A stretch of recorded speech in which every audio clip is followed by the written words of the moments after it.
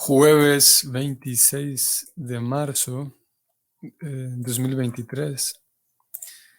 Vamos a leer hoy el texto número 32, capítulo 5 del Srimad Bhagavatam, segundo canto. Bienvenidos. Vamos a leer un tema hoy de lo más interesante, súper fascinante, ustedes van a ver. El tema es relacionado con el origen de la vida, la concepción, el origen de la vida, el alma entrando en el cuerpo material y cosas similares. Om Namo Bhagavate Vasudevaya. Om Namo Bhagavate Vasudevaya. Om Namo Bhagavate Vasudevaya. Yadaite Sangata Bhavam Bhutendriya Manogunam Yadayatana Nirmanem Nasekur Brahma Vitamam. La traducción es la siguiente. Ambos, la traducción y el comentario hechos por Srila Prabhupada. Traducción. Oh Narada, el mejor de los trascendentalistas. Las formas del cuerpo no pueden aparecer mientras esas partes creadas, es decir, los elementos, los sentidos, la mente y las modalidades de la naturaleza no sean ensamblados. Vamos directamente al comentario por Prabhupada, que es el siguiente. Los diferentes tipos de estructura corporal de las entidades vivientes son tal como los diferentes tipos de automóviles que se fabrican mediante el ensamblaje de los correspondientes accesorios automotrices. Cuando el automóvil está listo, el conductor se sienta en él y lo mueve como desea. Eso también lo confirma la Bhagavad Gita 18.61. La entidad viviente se encuentra tal como si estuviera sentada en la máquina del cuerpo, y el auto constituido por el cuerpo se mueve bajo el control de la naturaleza material, tal como los ferrocarriles se mueven bajo la dirección del controlador. Sin embargo, las entidades vivientes no son los cuerpos. Ellas son distintas de los autos constituidos por el cuerpo. Pero el científico material, poco inteligente, no puede entender el proceso de ensamblaje de las partes del cuerpo, o sea, los sentidos, la mente y las cualidades de las modalidades materiales. Toda entidad viviente es una chispa espiritual, parte integral del Señor Supremo.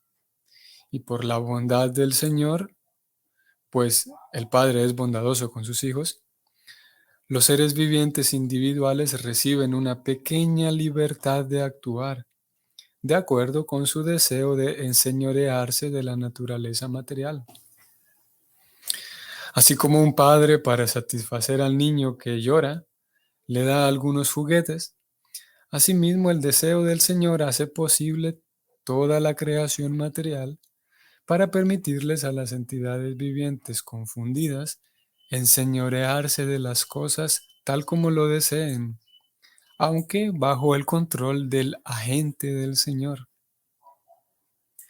Las entidades vivientes son tal como niñitos que juegan en el campo material bajo el control de la sirvienta del Señor, o sea, la naturaleza. Ellas consideran a Maya o la sirvienta como si lo fuera todo, y así pues conciben equivocadamente que la verdad suprema es femenina, la diosa Durga, etc. Los tontos e infantiles materialistas no pueden ir más allá de la concepción de la sirvienta, la naturaleza material. Pero los inteligentes hijos adultos del Señor saben bien que todos los actos de la naturaleza material están controlados por el Señor, tal como una sirvienta se encuentra bajo el control del amo, el padre de los niños no desarrollados. Las partes del cuerpo, por ejemplo, los sentidos, son creación del Mahat Tattva, y cuando se ensamblan por la voluntad del Señor, el cuerpo material empieza a existir, y a la entidad viviente se le permite utilizarlo para sus actividades subsiguientes. Ello se explica de la siguiente manera. Fin del comentario. Entonces, Prabhupada ha hablado aquí de la sirvienta del Señor. La, la sirvienta del Señor que es lo mismo que, como él lo ha expresado en otros momentos, la energía del Señor, la energía creativa material del Señor Supremo. Y esa energía que es dentro de la concepción del Bhakti, que el Bhakti habla de tanto personalismo, así como Dios es una persona, también las energías que emanan de la propia persona de Dios, como en este caso la energía material, también es una persona. Y ella, esa persona que aquí se le nombró como la sirvienta, ella también, aparte de crear el mundo material, sí, de regirlo, el mundo material, tiene diferentes leyes que una vez que el alma entra al mundo material, queda atrapada en esas leyes. Atrapada, digamos, en el sentido de que queda sujeta a esas leyes. Y Krishna dice en la Gita que alguien que está enredado en las modalidades materiales es muy difícil de escapar, dice Krishna. Krishna dice que Mama Maya Duratyaya, capítulo 7 de la Gita, que Mama Maya, mi sirvienta, Mama Maya, mi sirvienta, es muy difícil de superar, dice Krishna. Mama Maya Duratyaya. Krishna dice, esta energía divina mía, mi Maya, integrada por las tres modalidades, es muy difícil de superar. Pero aquellos que se entregan a mí pueden atravesarla fácilmente. Krishna está hablando aquí en el sentido de la ilusión, que uno se mete tanto en la película que, como hemos venido diciendo, uno invierte tantos esfuerzos, tanta energía en reparar la economía, reparar la salud, reparar el hambre del planeta, reparar la ecología. ¿Y el alma cuándo? La Maya, la energía divina, es una energía divina de Krishna, a pesar de que parada es material. Esa Maya lo confunde tanto a uno que a uno se le olvida el alma, se le olvida a Dios. Bueno, entonces Krishna, Prabhupada habló aquí de cómo ella es una sirvienta del Señor, ¿no? Y yo quisiera centrarme principalmente, como dije al inicio, en el tema del desarrollo, ya que Prabhupada habló aquí en el verso de el ensamblaje. Prabhupada comienza dando una comparación muy interesante. Y él dice que así como un carro, un auto, se, se ensambla en diferentes partes y una vez ensamblado está listo para operar. Prabhupada dice que asimismo la maya, la sirvienta del Señor, o la naturaleza, ensambla los cuerpos de tal manera que queda listo para que la persona actúe.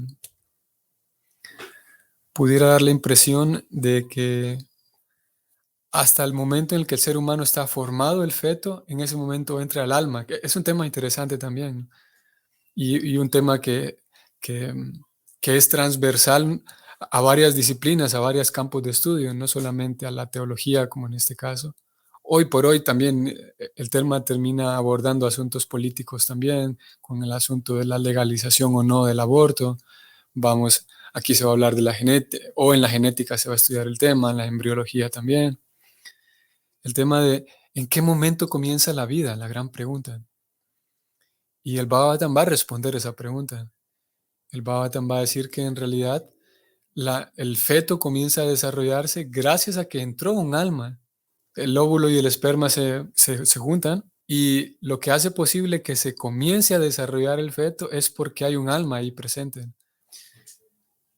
Estamos yendo al canto tercero, capítulo 31, titulado Las enseñanzas del señor Kapila Deva sobre los movimientos de las entidades vivientes.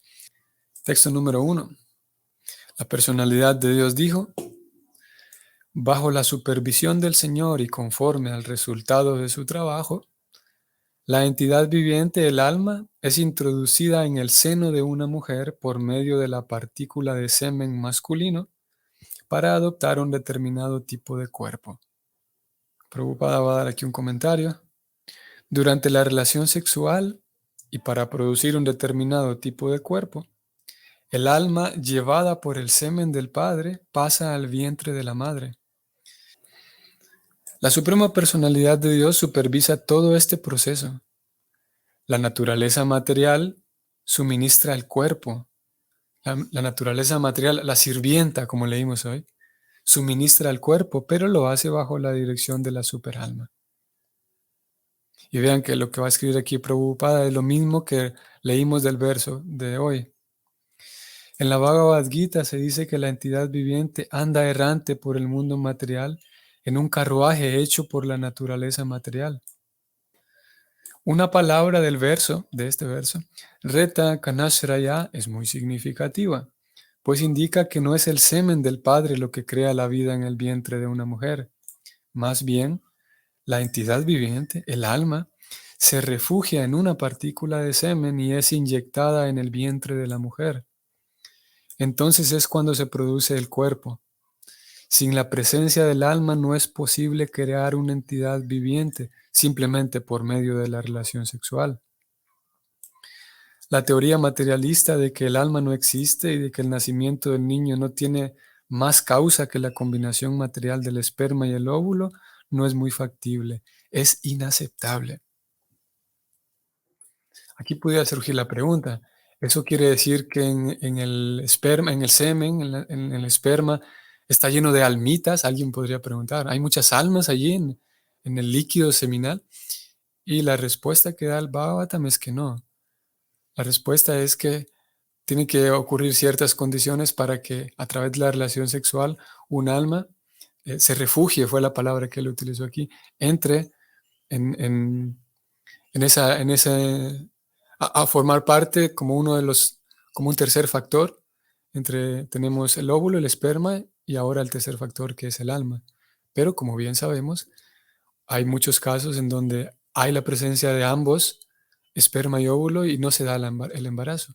Que obviamente la ciencia moderna dedicada, o la ciencia dedicada, la rama dedicada a este tema, dará su explicación de por qué razón hay ocasiones en donde hay esperma y óvulo y no se da la fecundación.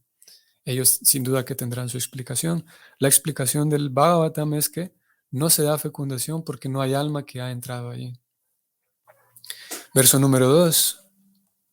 Vean qué interesante se pone esto. En la primera noche se mezclan el esperma y el óvulo, y a la quinta noche la mezcla fermenta hasta ser una burbuja.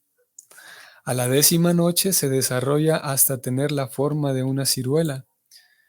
Después, poco a poco, se convierte en una masa de carne o en un huevo, según sea el caso. Vamos a leer este comentario también. El cuerpo del alma se desarrolla de 4 maneras diferentes según su procedencia. Un tipo de cuerpos, los de los árboles y las plantas, brotan de la tierra. El segundo tipo crece a partir del sudor, como en el caso de las moscas, microbios y chinches. Los cuerpos del tercer tipo se forman a partir de un huevo y los del cuarto tipo se forman a partir de un embrión.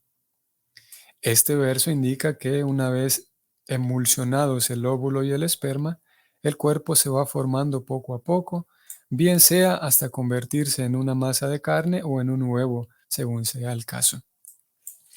En el caso de las aves, forma un huevo y en el caso de los animales y seres humanos, forma una masa de carne. Siguiente verso, número 3. Al cabo de un mes ya está formada la cabeza. Aquí está describiendo el feto. Y al final del segundo mes toman forma las manos, los pies y los demás miembros. Cumplidos los 3 meses aparecen las uñas, los dedos de las manos y los pies. el vello del cuerpo, los huesos y la piel, así como el órgano de la generación y las demás aberturas del cuerpo, es decir, los ojos, las fosas nasales, los oídos, la boca y el ano. Y vamos al verso 4. 4 meses después de la fecha de concepción aparecen los 7 componentes esenciales del cuerpo. A saber, ellos son kilo, sangre, carne, grasa, hueso, médula y semen. Pasados los 5 meses se hacen sentir el hambre y la sed, y cuando cumple los 6 meses el feto envuelto por el amnios empieza a moverse en el lado derecho del abdomen. El comentario de Prabhupada aquí es breve, vamos a leerlo.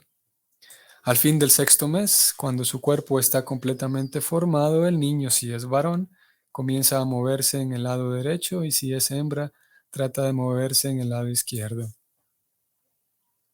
Y vamos a leer el último verso de esta sección. El feto, nutriéndose a partir del alimento y la bebida que toma de la madre, crece y permanece en esa residencia abominable de excrementos y orina, que es un caldo de cultivo para todo tipo de gusanos.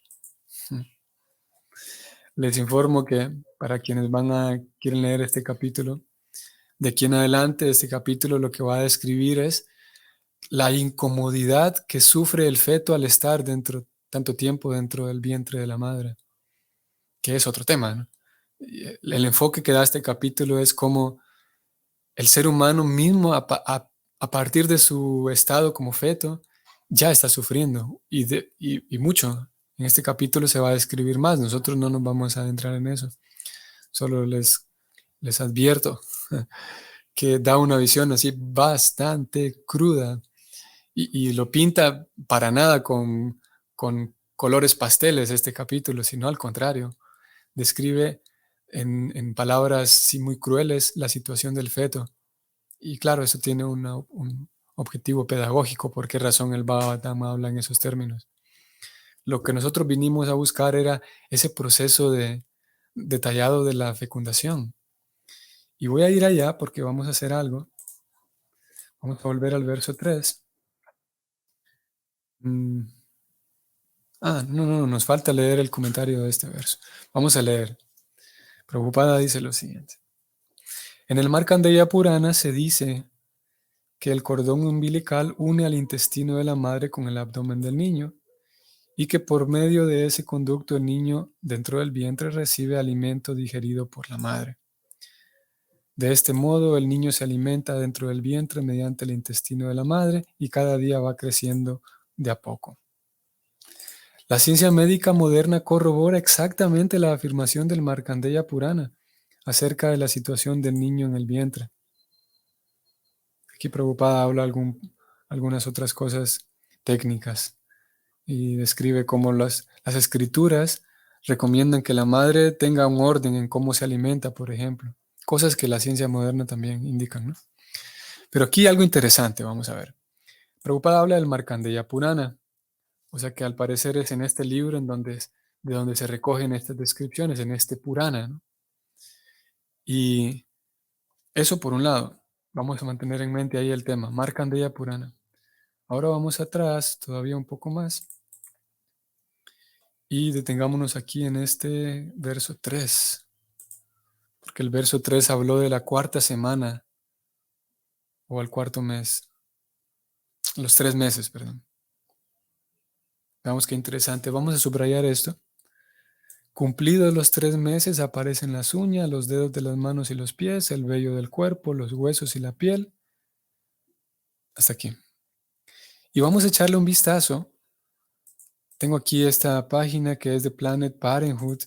Ustedes la están viendo, sí. Una organización muy grande relacionada con la planificación familiar y ese tipo de cosas. Y la pregunta aquí que ellos ponen en su página, ¿qué sucede durante las semanas de embarazos 11 y 12? O sea, el mismo lapso de tiempo del que está hablando el Bhagavatam, 4 meses aproximadamente. Aquí está. Y vean lo que describe esta página. Durante el embarazo, las semanas 11 y 12, el feto se mide desde la parte superior de la cabeza hasta las nalgas. Esto se llama longitud cráneo-caudal. El feto tiene una longitud de cráneo caudal de 2 a 3 pulgadas. Vean, los dedos de las manos y los pies ya no están conectados por membranas. Los huesos comienzan a endurecerse. Empiezan a crecer la piel y las uñas. Por lo menos en esto coincide exactamente con lo que dice el Bhagavatam. Y en esto siguiente también, vean. Los cambios que provocan las hormonas hacen que comiencen a aparecer los órganos sexuales externos, femeninos o masculinos. Y el feto comienza a hacer movimientos espontáneos. Volvamos al Bhagavatam y el Bhagavatam decía exactamente lo mismo, o algo muy similar. Dice, vamos a leerlo, cumplidos los 3 meses, o sea, lo mismo, entre 11 a 12 semanas, aparecen las uñas, los dedos de las manos y los pies, aparecen los huesos, la piel y el órgano de la generación, como lo acabamos de leer también. Entonces, es muy interesante. Lo leímos únicamente para ver que el Bhagavatam tiene precisión.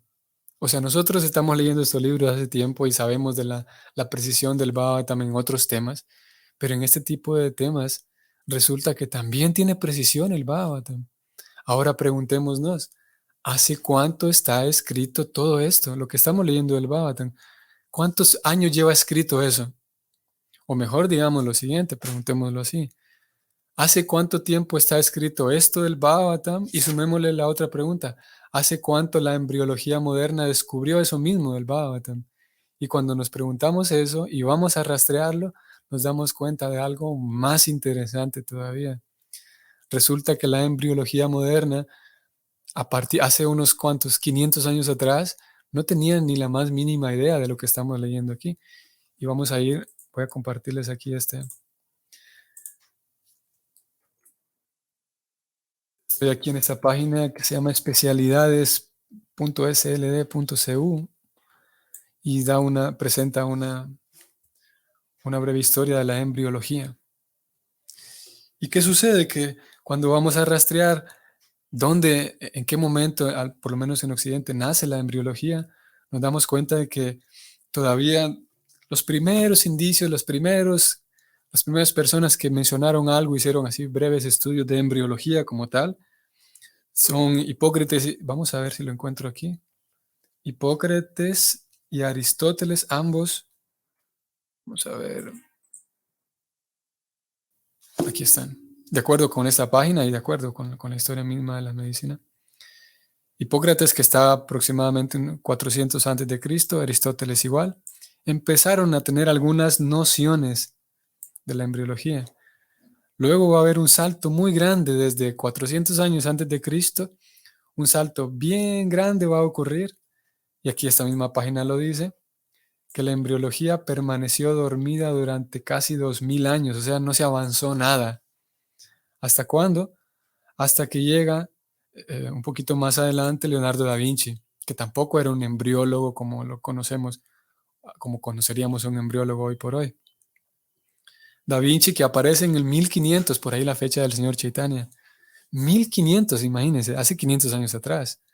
Empieza Da Vinci a retomar el asunto de la embriología y algunos contemporáneos con él también, de acuerdo a esta página. Aquí aparecen los nombres de ellos tres. Después de Leonardo nacieron 3 grandes embriólogos, aquí están sus nombres.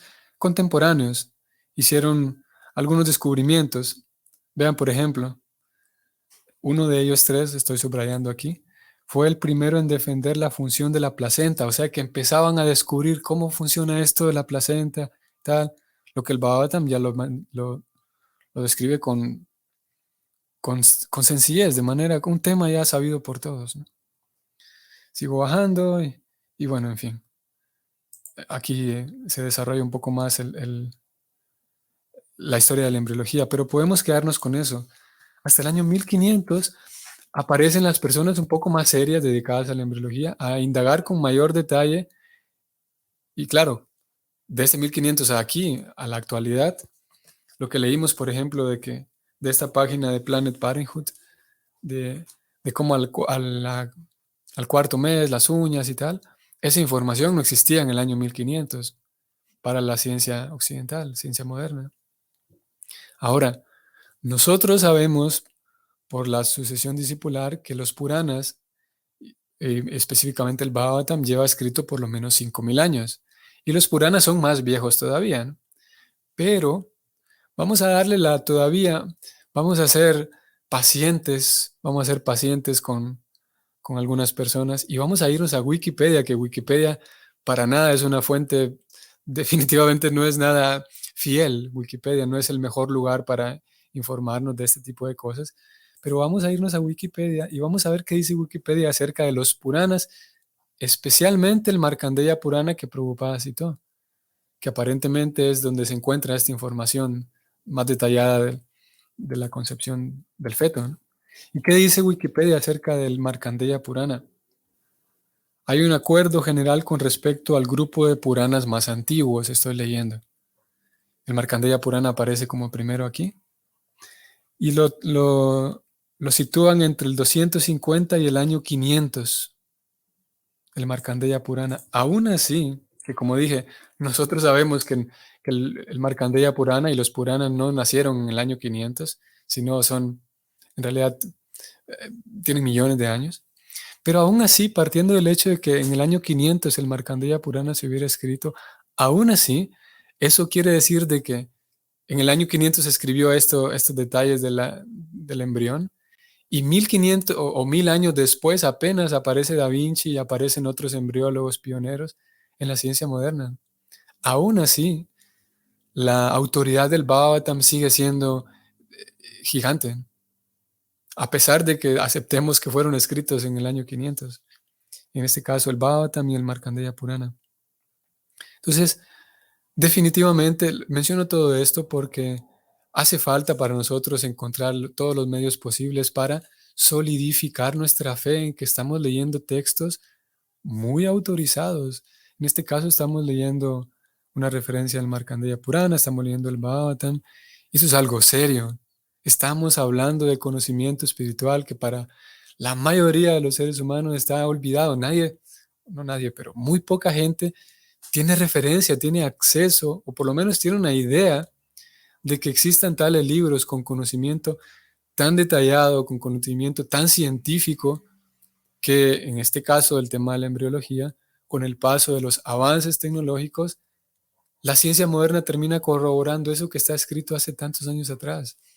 Y son esos mismos libros los que están intentando, o a ver, si la Prabhupada está intentando presentarnos esos mismos libros para que conduzcamos nuestra vida. Dicho de otra manera, la sociedad misma hoy por hoy, hay tantas personas que están intentando reparar el planeta, hay tantas personas que están intentando buscar la esencia de la vida, la fórmula de la felicidad. Y así como los Puranas y el Bhagavatam hace miles de años tienen conocimiento tan certero en relación a este tema, asimismo el Bhagavatam no se equivoca cuando nos dice que hay que entregar nuestra vida al Señor. Esa es la conclusión más perfecta. Así como hay una conclusión perfecta en relación a la embriología aquí. Asimismo, y la ciencia lo va descubriendo, va concluyendo lo mismo.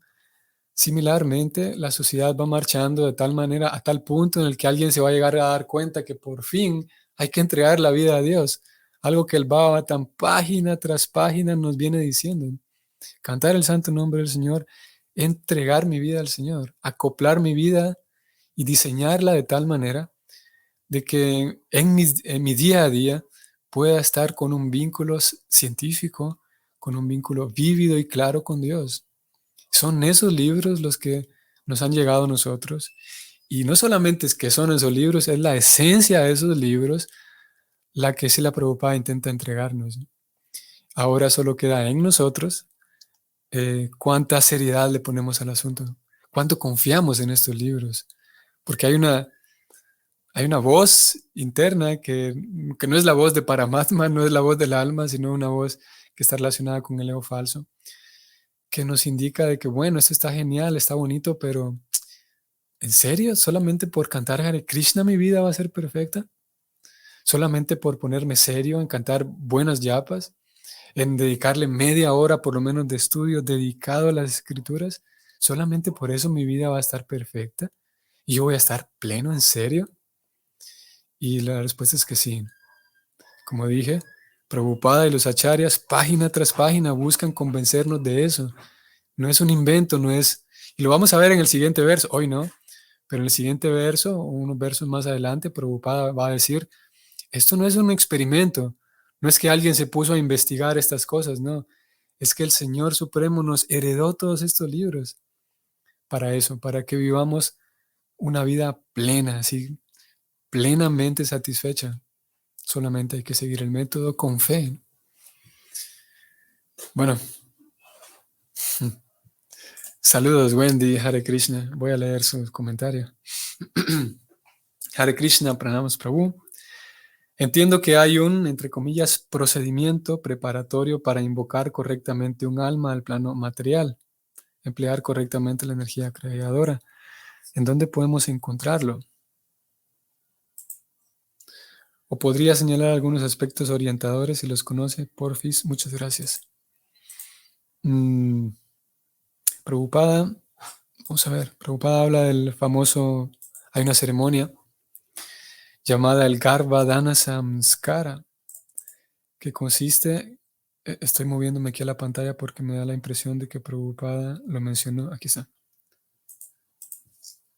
A ver, antes, yo creo que entendí, así es como entendí la pregunta, Wendy, de que ese procedimiento preparatorio indica que las dos personas que van a engendrar un niño tendrían que seguir el proceso, ese procedimiento, y usted quiere saber acerca de ese proceso, así es lo que entendí. Y si eso, si estoy bien en lo que entendí, mi respuesta es la siguiente.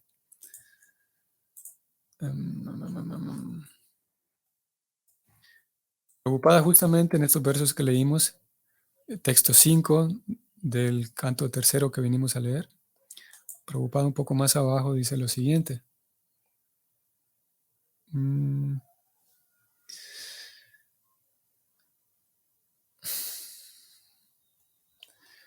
Las escrituras védicas nos explican que concebir un buen hijo en la sociedad requiere de muchísimos cuidados. Estoy leyendo, estoy subrayando aquí, estoy leyendo.